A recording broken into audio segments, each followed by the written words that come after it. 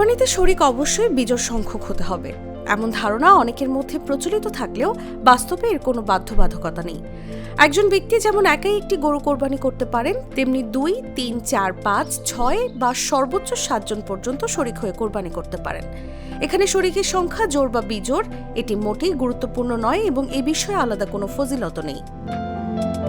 শরীয়ত অনুযায়ী নির্দিষ্ট কিছু গবাদি পশু দিয়েই কোরবানি করা যায়। এগুলো হলো উট, গরু, মহিষ, ছাগল, ভেড়া ও দুম্বা।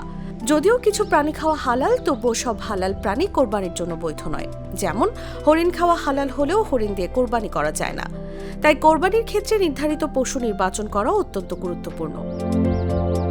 পশুভেদে শরিক হওয়ার নিয়মও আলাদা। ছাগল, ভেড়া ও দুম্বা এই 3 ধরনের পশু শুধুমাত্র একজনের পক্ষ থেকেই কোরবানি করতে হয়।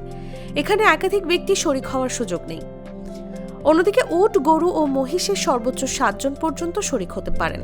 অর্থাৎ একজন থেকে শুরু করে 7 জন পর্যন্ত যে কোনো সংখ্যক ব্যক্তি একত্রে একটি পশু কোরবানি করতে পারবেন। তবে 7 জনের বেশি হলে তা বৈধ হবে না। এ বিষয়ে হাদিসে স্পষ্ট নির্দেশনা পাওয়া যায়।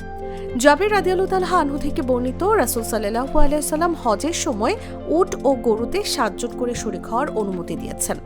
ফলে এ সীমার মধ্যেই শরিক হয়ে কোরবানি করা শরীয়ত সম্মত। তবে একটি ভাগ বা অংশে একাধিক ব্যক্তি শরিক হওয়া যাবে না।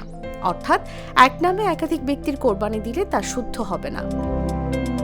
সব মিলিয়ে কোরবানির ক্ষেত্রে সবচেয়ে গুরুত্বপূর্ণ বিষয় হলো শরীয়তের নির্ধারিত নিয়ম মেনে চলা। শরিকের সংখ্যা জোড় না বিজোড় এটি কোনো বিষয় নয়, বরং নির্ধারিত সীমার মধ্যে থেকে সঠিকভাবে কোরবানি আদায় করাই হলো আসল উদ্দেশ্য। নিউজ ডেস্ক, জাগো নিউজ।